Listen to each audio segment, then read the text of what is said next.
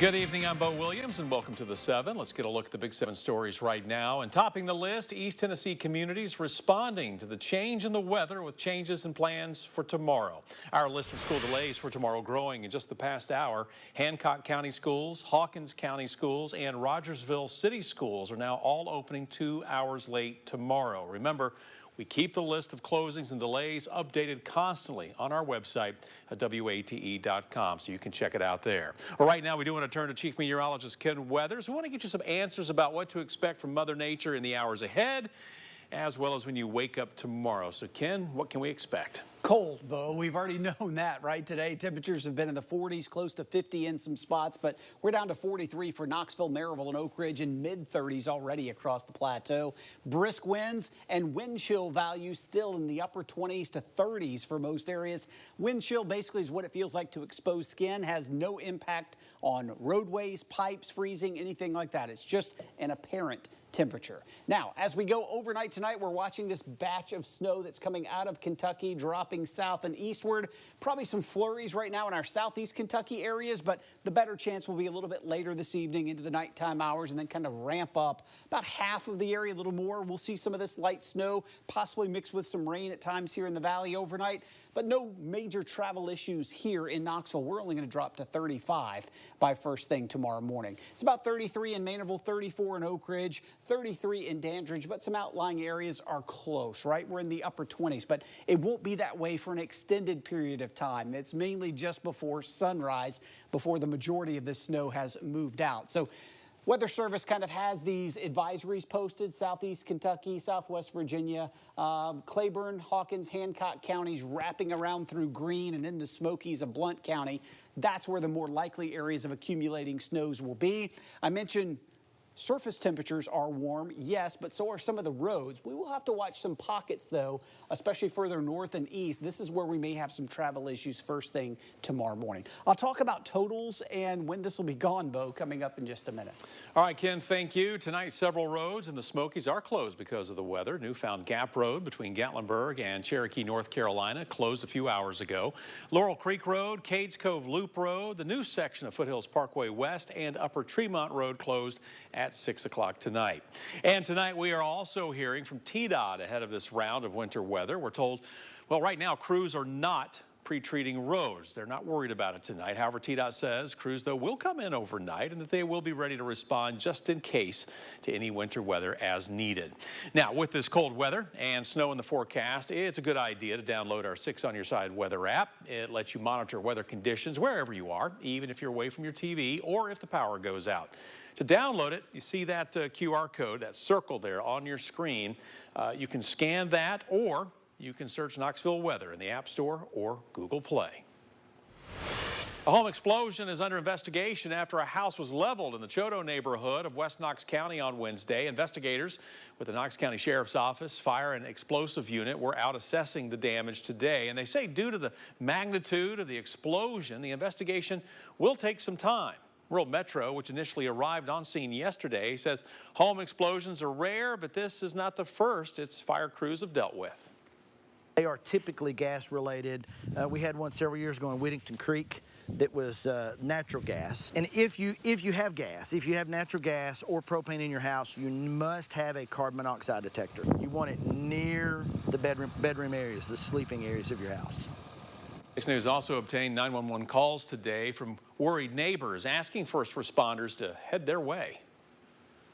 Our house shook, and I thought like maybe a bird or something flew into it, but then we looked out the back window and we could see huge black smoke and flames coming up from across the lake. So either something exploded or something crashed. Yes. Now, no one was home at the time of the explosion. No one was hurt. Rural Metro says in this cold weather, it is a good time, though, to check carbon monoxide and smoke detectors in your homes. Well, we are learning that 2 East Tennessee police officers have now resigned. Another is on leave. This after an investigation into a sexual battery complaint involving a juvenile at a Vols football game. Those officers are from Collegedale in the Chattanooga area. Our ABC affiliate in Chattanooga says the 3 were off duty at the time of the alleged incident. And here is what we know about the situation tonight. Collegedale police were notified of what happened on November 5th, prompting an internal affairs investigation, which is still ongoing. University of Tennessee police are also looking into the situation as well. Now, we also know the names of the officers who are being investigated. They are Berlin Hayworth, Andrew Carter, and Corporal Josh Parson. Hayworth and Carter resigned. Parson is on paid leave pending the outcome of the investigation. No other information is being released at this time. Of course, count on us to keep you updated. New information on a man found dead along a stretch of Merchant Drive in North Knoxville. Knoxville police now telling us he was not hit by a car. That's after investigators checked surveillance video from a nearby business.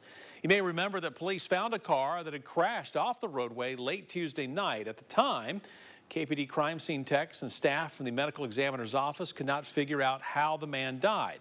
Now police are saying they suspect he died from a drug overdose. They are, though, still waiting for the examiner's office to make the final call.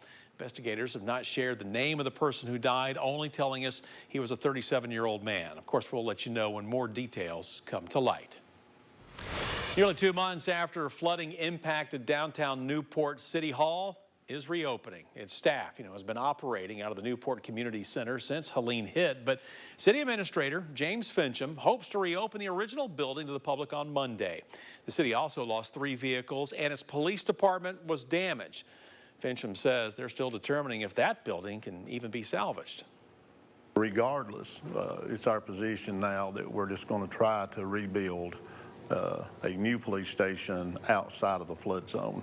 FEMA has recommended it and said they would assist us with that. So we are evaluating locations right now to relocate the police department to. In the meantime, the police department is also operating out of the Newport Community Center. Tennessee Valley Authority opting to buy Hydropower from an outside source. TVA says it has come to a 10-year agreement to buy the power generated at 4 dams in East Tennessee and western North Carolina. The 2 that are located here in East Tennessee are the Calderwood and Chilhowie dams. Together, the 4 dams are known as the Smoky Mountain Hydroelectric Facilities, and they are jointly owned by Argo and Brookfield. Now, combined, they generate 3 times more power than Norris Dam. TVA says the 4 outside dams will begin delivering power next year, helping TVA transition toward its 2050 net zero carbon emissions goal. For our final Big 7 story tonight, the search continues for a missing woman at the center of a silver alert. I want you to take a moment and look at your screen. This is Judy London. The TBI says the 74-year-old was last seen yesterday in the Campbell Station Road area. Investigators think she's driving this silver van. It's a 2012 Nissan Quest. It has a Florida tag. She's probably traveling, we understand, with 2 dogs. Here's another look at Judy, and we're told she was last seen wearing a green hoodie, red t-shirt, jeans, and gray shoes. If you have seen her, you need to call 1-800-TBI-FIND.